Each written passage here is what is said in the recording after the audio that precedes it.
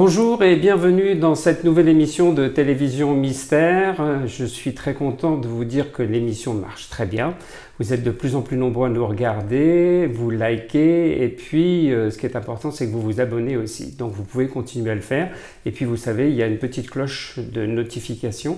Si vous cliquez sur cette petite cloche, il y a des petites parenthèses qui vont apparaître et ça voudra dire que vous recevrez régulièrement les émissions. Aujourd'hui c'est la 4e émission et j'ai le plaisir de recevoir Muriel Ciron. Bonjour Muriel. Bonjour Jean-Didier, merci de me recevoir. Eh bien écoute, je suis très content que tu sois là parce que tu vas pouvoir nous parler un peu de ton parcours et de tout ce qui s'est passé dans ta vie jusqu'à présent. Donc j'imagine qu'il y a beaucoup de choses qui se sont passées d'ailleurs. Oui. Alors dis-moi un petit peu quand est-ce que tout ça a commencé dans ta vie, l'astrologie, tous ces phénomènes aussi qui sont présents autour de toi? Je dirais que ça a toujours fait partie de ma vie. Du plus loin que je puisse me souvenir, petite, vraiment toute petite. Je me souviens à 2 ans que je me concentrais parce que je trouvais ma mère très agitée du haut de ma chaise haute et je la regardais. Et j'étais la seule dans la famille à avoir les yeux noirs, ils avaient tous les yeux bleus et c'était vraiment... J'aimais pas, hein. J'aurais voulu avoir les yeux bleus comme eux. Et je me concentrais pour la faire se taire et elle se taisait et je lui faisais peur. Donc j'ai très vite compris que le monde des adultes était compliqué et que ce serait pas simple de grandir au milieu de ces gens-là, même si je les aimais beaucoup et très jeune, à l'âge de 5 ans, je m'intéressais à tout ce qui pouvait être caché, au monde de l'invisible. J'entendais aussi des voix, j'entendais surtout la nuit, le soir, j'entendais des gens chuchoter partout. En fait, je captais le monde invisible, mais je ne le savais pas. Parce que j'étais dans une famille où on ne parlait pas de ces choses-là, ça n'existait pas. Et moi, je recevais des informations. Et je recevais des informations de ce que les gens surtout voulaient cacher. Oui. Donc, en fait, j'avais une sensibilité extrême du monde invisible. Ce qu'on appelle être médium, même si je n'aime pas ce terme-là. Et j'avais aussi des informations sur le plan humain, au niveau horizontal. Et donc, à 5 ans, je voulais être gitane. Je voulais regarder l'avenir. L'avenir me fascinait. C'est tôt, futur, hein. Ouais, 5 ans. 5 ans, je voulais marcher nu-pied. Et d'ailleurs, dans le livre, je raconte qu'à un moment donné, j'ai failli me faire enlever par une gitane. Et j'étais folle de joie parce que pour moi, c'était quelque part rejoindre ma vraie famille, même si j'adorais la mienne et que j'adore toujours. Mais j'avais quelque chose en moi d'une gitane. Et je l'ai toujours d'ailleurs, le côté nomade. Oui, ça, quand voilà. On l'a pour toujours. Toujours. Et donc voilà, et à 7 ans, j'ai fait une première sortie astrale. J'étais au-dessus de mon corps, j'ai vu tout ce qui s'y passait, j'ai eu l'impression de pouvoir avoir le choix entre rester sur Terre ou partir de l'autre côté. Et consciemment, j'ai fait le choix de rester. Alors, tu peux nous expliquer pourquoi tu as eu cette sortie astrale? Qu'est-ce qui a déclancé ça? Il y a eu un accident dans ma famille. J'habitais dans une maison avec 5 frères, 2 sœurs, 2 parents, beaucoup de monde. Et il y a eu une fuite de gaz et la maison a failli exploser carrément. Et ma sœur s'est réveillée en pleine nuit, a ouvert la fenêtre. Moi, j'étais inanimée sur le sol. Et vraiment, j'étais au plafond, quoi. Et j'ai vraiment eu l'impression de partir. Et dans le livre, je raconte que cette même année, j'ai eu 3 rendez-vous pour partir. Un autre, j'ai failli me noyer. Toujours ma sœur aînée m'a rattrapée au vol. Et une autre fois où, avec mes 2 sœurs, dans une descente, les freins ont lâché. Et dans ces cas-là, alors moi, j'avais 7 ans. Et du haut de mes 7 ans, je me suis mise à prier. Et voilà, j'ai eu l'impression de vraiment d'être protégée, mais de les protéger en même temps. Et ça a été mon parcours de toujours. C'est-à-dire qu'en fait, personne ne m'apprenait rien. J'étais en connexion directe avec là-haut. Et mes copains, c'était là-haut, et toujours d'ailleurs.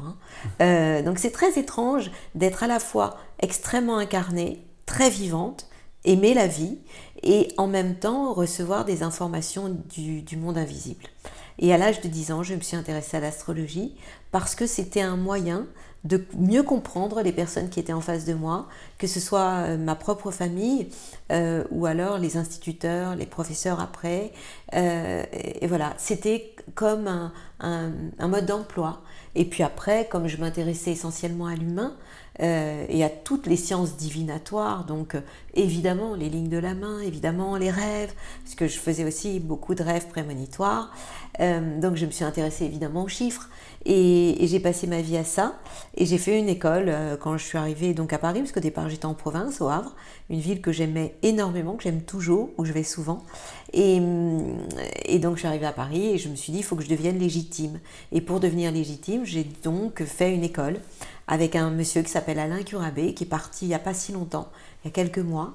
C'était un professeur d'astrologie? Oui, un maître en astrologie, et en beaucoup plus que l'astrologie, puisqu'en fait on étudiait les mythes, on étudiait les contes, on a étudié la sophrologie. Après évidemment j'ai fait un parcours psy avec un grand intérêt pour la PNL aussi. À l'époque c'était tout nouveau. Donc voilà, je me suis beaucoup intéressée aux sciences humaines, je dirais, tout simplement pour comprendre et décoder, je dirais, mon propre rayon laser. Le mien déjà, qui était trop compliqué, parce que moi je voulais juste être normale, c'est-à-dire que je voulais juste ne rien entendre, ne rien sentir, ne rien voir, mais j'entendais, je voyais et j'avais des infos que je ne voulais pas. Et je m'excusais de cette extrême sensibilité qui pour moi était très dérangeante, parce que dans ma famille on n'était pas du tout comme ça, et je voulais juste être comme eux. C'est bien aussi d'être différent et d'apporter des choses nouvelles. Pour moi, j'étais un canard noir et je le vivais très mal. Et donc, je voulais plus leur ressembler. Oui, mais d'une certaine façon, c'est ce qui t'a permis de te construire et d'être quelqu'un aussi de différent et d'apporter beaucoup de choses intéressantes par rapport à ton parcours personnel, quoi. Ça, c'est ton moi rationnel qui parle. Et moi, mon jeune moi, de 4 ans, et bien quand oui, il était mon jeune. inconscient, mais parce que même mon inconscient d'aujourd'hui, de 4 ans, à l'époque, et même encore de temps en temps, hein, il aimerait bien couper le son, tu vois. Parce que moi, quand je vais dans des soirées, quand je vais quelque part, je capte des trucs et j'ai pas envie, quoi. Donc j'aimerais bien dire je ferme la boutique et je ne ferme jamais la boutique. Donc voilà. D'accord. Alors, et ce qui est important aussi à dire, c'est qu'aujourd'hui tu sors ton premier livre, que voici. Ouais. Donc ce premier livre, il est intéressant parce que et si tout n'était pas écrit, c'est quand même un petit peu un pied de nez à si tout était écrit. Donc, est-ce que tu peux nous dire un petit peu justement déjà pourquoi ce titre?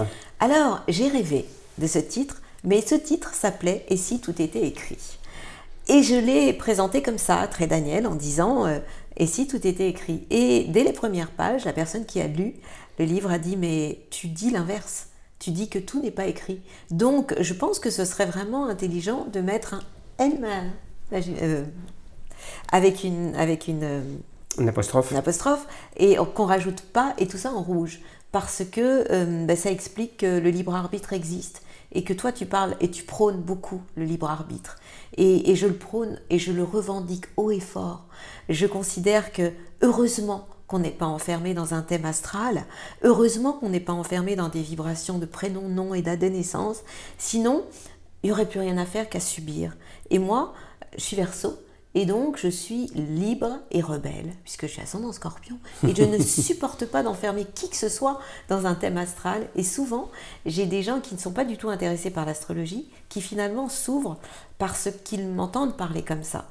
Je considère que nous avons un mode d'emploi, au travers une carte du ciel, un prénom, un nom, mais que l'intérêt d'une vie, c'est de le dépasser et de faire de donner le meilleur de nous-mêmes, de faire de notre mieux avec les cartes qu'on nous a données en main ou qu'on a choisies. À mon avis, on choisit tout. Je suis persuadée qu'au niveau de notre âme, on a choisi notre famille, on a choisi notre corps, on a tout choisi. Heureusement, on a tout oublié et en fait, on revient tous pour dépasser des choses. Certains ont des missions, d'autres pas. Certains sont venus pour se reposer dans cette vie-là, un peu entre parenthèses, sont touristes. Et le but, c'est d'incarner au mieux et d'honorer cette âme ou ce grand moi qui, pour moi, en fait, est revenu pour grandir. Et pour moi, le plus important dans une vie, c'est d'élever toujours son niveau de conscience. C'est ça qui m'intéresse le plus. Alors, dans ce livre, tu donnes des conseils, tu guides un petit peu les gens d'une certaine façon. Donc, on peut dire qu'il y a un côté un peu guide pratique dans ce livre. Tu parles de boîte à outils d'ailleurs à un moment et tu donnes des éléments aux gens pour leur permettre d'avancer et de se construire encore plus soi-même, quoi. C'est très important pour moi de donner des outils aux personnes qui sont en face de moi pour les rendre autonomes. C'est-à-dire que pour moi, le plus important dans la vie, c'est d'être libre et de rendre l'autre libre, en lui donnant donc des outils qui vont lui permettre de dépasser un potentiel qui peut quelquefois être difficile.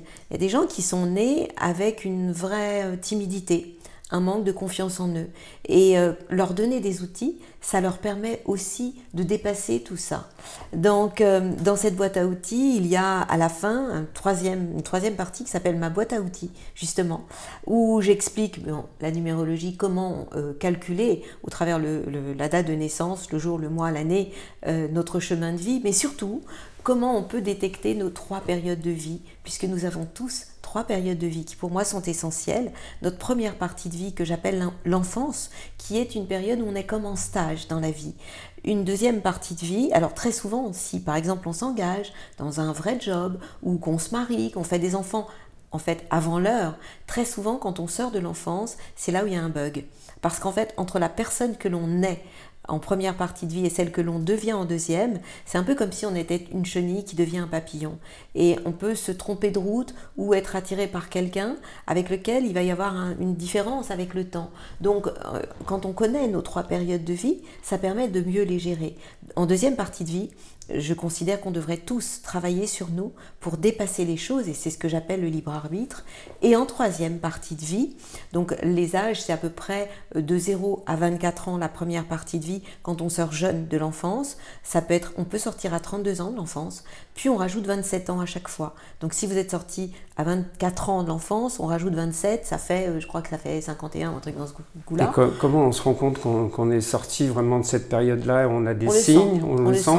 Oui, et moi en consultation, je vous donne vos 3 périodes, mais surtout, je vous explique ce qui peut se passer en première période de vie, tant au niveau de l'enfance que sur le plan professionnel, sur le plan amoureux, en termes de santé aussi ou émotionnel. Donc dans la deuxième partie de vie, on devrait tous travailler sur nous pour dépasser les choses. Et en troisième partie de vie, c'est vraiment important de comprendre que l'on peut ou dépasser le thème, c'est-à-dire aller vers une qualité de vie, aller de mieux en mieux. C'est à mon avis incarner son âme, honorer notre âme et grandir et avoir un niveau de conscience qui est au-dessus de ce que l'on avait au départ, ou parce qu'on a aussi le droit de régresser et de retrouver les problèmes du départ qui ne sont pas réglés. Alors comment est-ce qu'on régresse? Bien, on peut mal vieillir, dire que c'était mieux avant, devenir aigri, tomber malade ou partir prématurément. Et on a le droit. La tolérance, c'est de comprendre que chacun fait comme il peut. Donc je tiens beaucoup en fait à ces 3 périodes de vie, à les expliquer aux personnes qui viennent me voir en détail, puisque pour chaque personne en fait c'est du sur-mesure et c'est unique. Et puis j'explique aussi, et pour moi c'est très important, qu'on a tous en nous 3 mois, un jeune moi qui est notre inconscient, qui est le boss, et lui a 4 ans, et 80% de ce qui nous arrive dans la vie dépend de lui. Un moi rationnel, celui-là déteste les changements et c'est le roi du il faut faire ci, il faut faire ça, il faut que tu ailles bien. Il nous enferme en fait. Beaucoup d'hommes d'affaires, d'hommes politiques sont enfermés là-dedans. Et puis un grand moi, ça peut être notre âme, notre double de lumière, on l'appelle comme on peut ou comme on veut. Et celui-là peut venir la nuit nous rendre visite. Et l'intérêt d'une vie, c'est d'aligner ces 3 moi. Ce que je vous raconte, je pense qu'on devrait l'apprendre à la maternelle. Et on devrait faire des dessins aux enfants, comme moi j'ai fait des dessins, j'ai fait faire des dessins par Violette que j'ai connue quand elle avait 1 an et qui aujourd'hui a 27 ans et qui illustre le livre et qui en fait a illustré ce que je vous raconte au travers 3 mois au féminin et 3 mois au masculin. C'est-à-dire qu'en fait elle a dessiné une grande dame, ça pourrait être la grand-mère, puis une moins grande, la mère, puis une toute petite, ça pourrait être la petite fille. Et en fait, les 3 peuvent ou se castagner ou alors être alignés. Et le but d'une vie, c'est d'aligner les 3. Et quand on aligne les 3, eh bien, on peut savoir où on veut aller dans la vie et mettre une adresse dans notre GPS et vivre mieux. Et surtout, comprendre que quand vous rencontrez quelqu'un, ça ne sert à rien de se raconter des histoires parce que nos jeunes, moi, le vôtre, le mien, voient 2000 infos à la seconde, ce qui est énorme. Alors que le moi rationnel en voit 7, c'est déjà pas mal. Mais 2000 infos à la seconde, c'est énorme. Donc quand je vois des gens qui se racontent des histoires, des couples qui se trahissent, l'autre d'inconscient à inconscient le sait. Et là où c'est dangereux, c'est que l'autre peut tomber malade aussi. Parce que notre jeune moi, en fait, qui décide à 80% de notre vie, en fait, c'est lui qui décide si on va avoir un accident, si on va avoir une dépression, si on va tomber malade. Chaque fois que vous avez un problème de santé, c'est ce jeune moi qui frappe à la porte et qui dit « Hey, occupe-toi de moi !» Et le but d'une vie et d'un travail sur soi, c'est de calmer le moi rationnel pour aller s'occuper de ce jeune moi. Mais pendant très longtemps, on a entendu parler d'ailleurs certaines personnes du fait de dire qu'il fallait toujours retrouver son enfant intérieur. Oui. Et que c'était important d'être en connexion avec lui, bien d'ailleurs. Évidemment. Et ça, c'est quelque chose que tu confirmes. Absolument. Mais moi, ce que je confirme, c'est qu'en fait, on a 3 mois. Un grand moi, un moi rationnel et un jeune moi. Et que ce qui est essentiel, c'est que les 3 soient main dans la main, comme 3 générations, et soient vraiment amis pour vivre au mieux.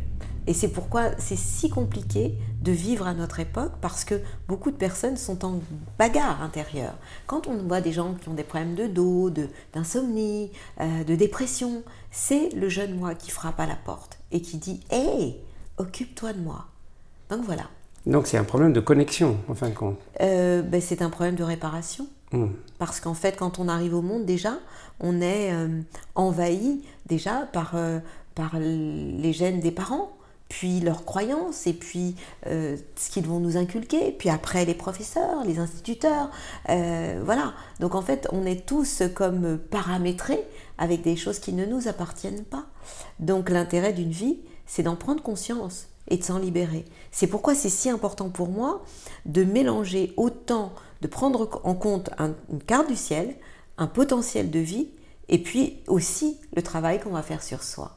Donc c'est un petit peu, tu es en train de nous dire un petit peu comment tu fonctionnes quelque part dans une consultation. C'est un peu ça. Est-ce que tu commences par monter un thème astral, une révolution solaire, et puis te projeter Alors, en réalité, quand quelqu'un vient me voir, déjà, quand elle arrive, 1 heure ou 2 heures avant, je suis dans son état. Si j'ai quelqu'un de très punchy, je vais dans son état. Et si j'ai quelqu'un qui a 2 tenses, c'est terrible. Donc j'aime bien recevoir des gens qui vont plutôt, même s'ils vont pas bien, qui aient une bonne nature, qui soient positifs. Une bonne énergie. Ouais. Donc je suis dans leur état. Donc je fonctionne sur un plan horizontal et vertical. Mais comme j'ai une partie de moi qui est rationnelle, j'ai besoin de faire le thème astral pour comprendre, détecter, avoir des codes, pouvoir donner des dates.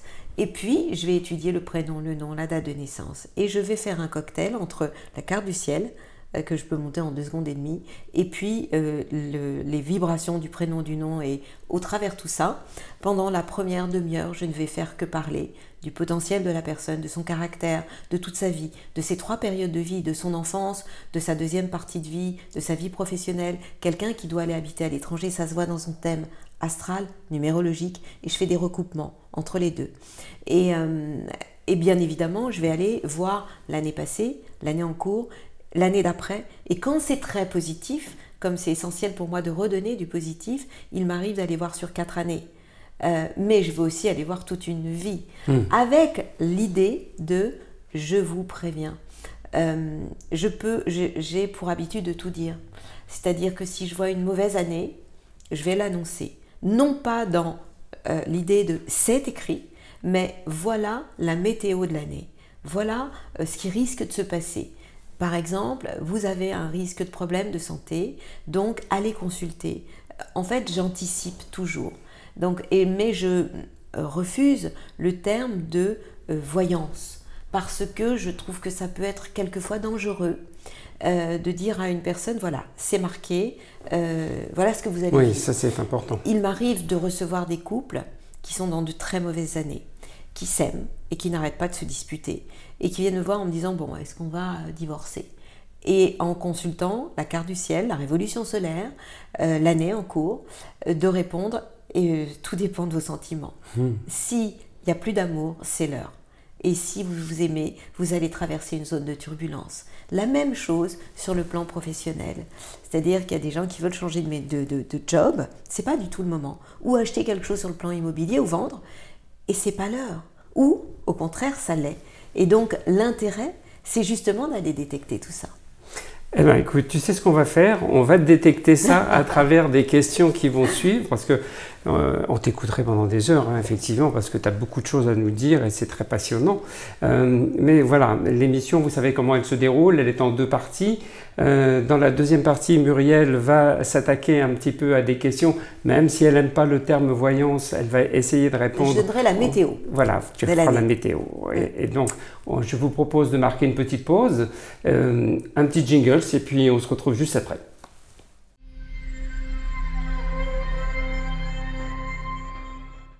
Nous nous retrouvons pour cette deuxième partie d'émission, toujours avec Muriel, qui va répondre à 2 personnes qui nous ont posé des questions via Facebook. Je vous rappelle que si vous voulez faire des commentaires, vous pouvez le faire sur la vidéo, mais vous pouvez le faire aussi sur le Facebook. Donc, on a une question de Marianne qui habite Lille. Oui.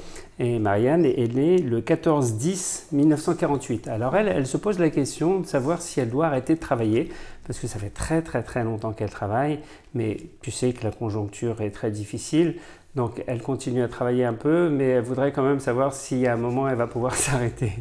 Il faut qu'elle s'arrête. Sinon, c'est son jeune moi qui va frapper à la porte et qui va lui dire « Moi, j'en peux plus de ce que tu me fais vivre. » Mais c'est vrai que Marianne est quelqu'un qui a beaucoup d'énergie. C'est du genre à y aller, quoi. Mars, dans le signe du Scorpion. Donc, c'est une guerrière. Et c'est aussi quelqu'un de très optimiste et positive. Jupiter dans le signe du Sagittaire, ça, c'est vraiment une planète dans un signe qui explique que les gens qui ont ça, c'est un cadeau. Et c'est vraiment de l'optimisme et du positif. Et en même temps, Marianne, c'est un chef, c'est un leader. Donc, et en plus, sa date de naissance donne aussi le chiffre 1, ce qui veut dire qu'elle est faite pour travailler pour elle. Elle a tout pour avoir un job où elle est maître à bord, quoi. Et c'est ce que je lui aurais conseillé. Elle est sortie aussi de l'enfance à 26 ans et elle est dans sa 3e partie de vie depuis ses 53 ans. Elle est en période de bilan de ses 9 dernières années et je lui conseille fortement de s'arrêter. C'est l'heure. Quand? Eh bien, entre maintenant et son prochain anniversaire. Sinon, elle risque d'avoir des problèmes qui peuvent être aussi même des problèmes matériels. Tout dépend si elle travaille pour elle, ce qui ne m'étonnerait vraiment pas, plutôt que de travailler chez quelqu'un, et si elle ne va pas pouvoir continuer. Elle risque d'être vraiment très fatiguée et ne plus du tout avoir envie. Donc plutôt que de se retrouver sur les genoux, même si c'est quelqu'un qui a beaucoup de dynamisme, qui a un tigre dans son moteur, il est l'heure pour Marianne de faire pause et d'aller vers une qualité de vie.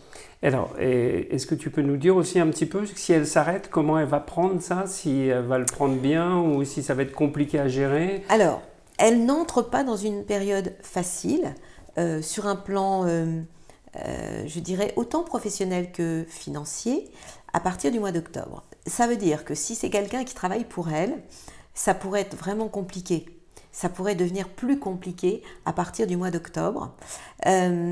Elle est en période de bilan de ces 9 dernières années et de ces 12 dernières années. Donc, il y a un virage à prendre. Ça risque d'être un peu compliqué.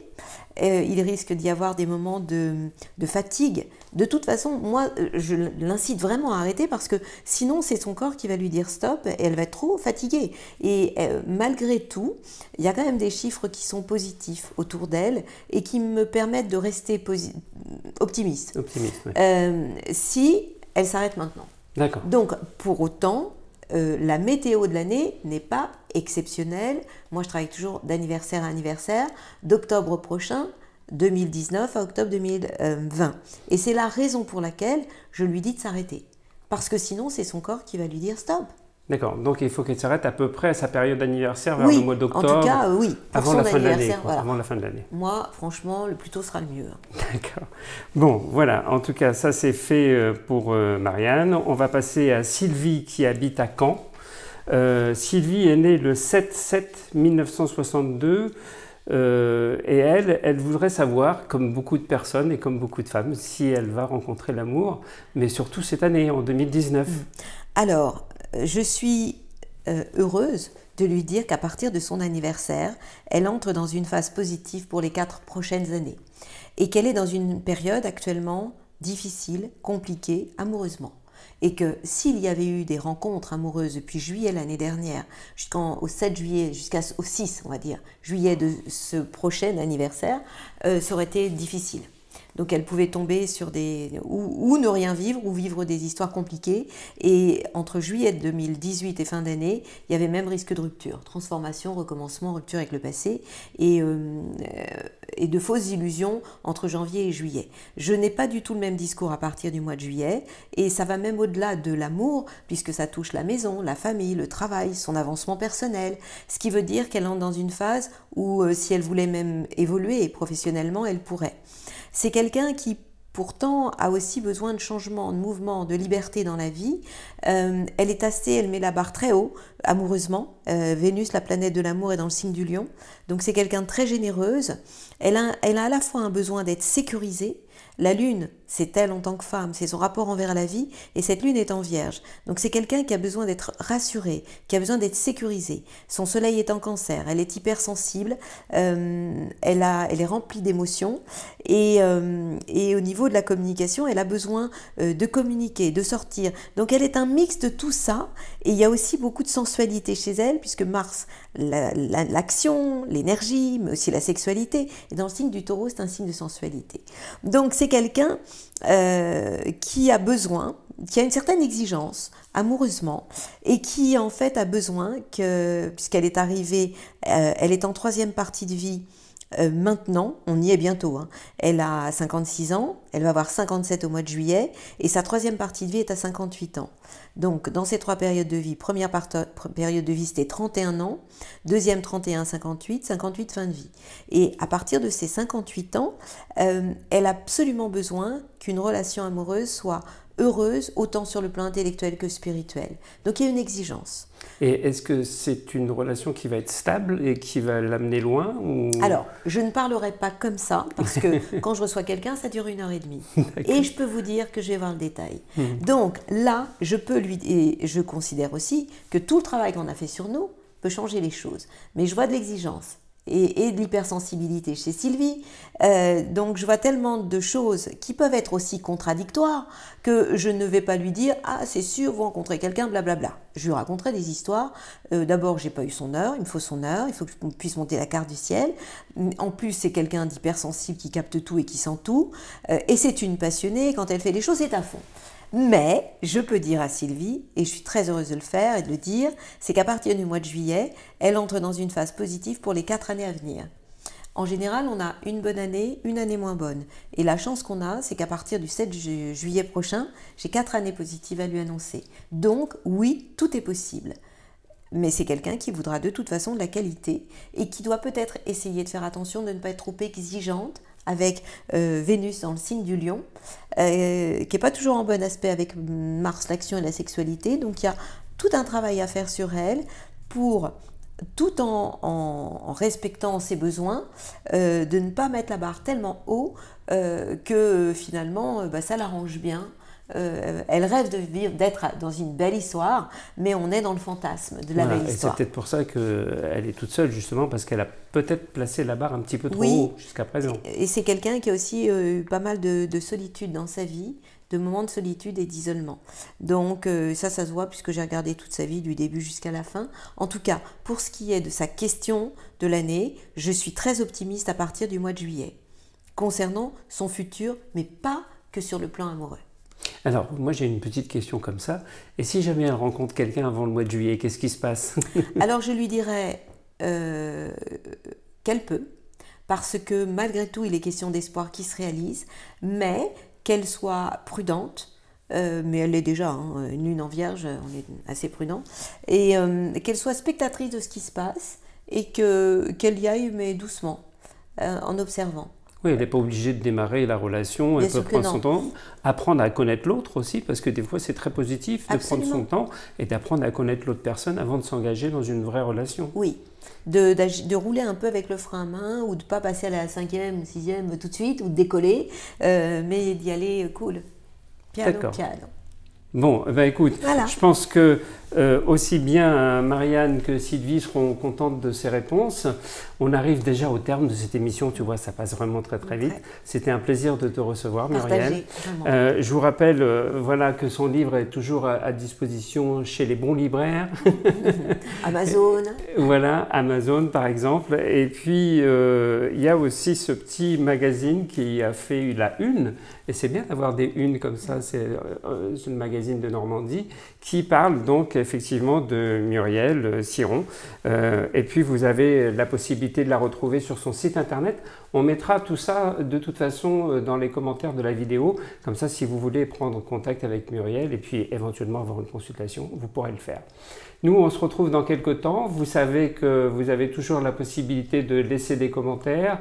Vous avez aussi la possibilité de vous abonner. Vous allez avoir dans quelques instants sur la vidéo de quoi cliquer pour pouvoir justement vous abonner.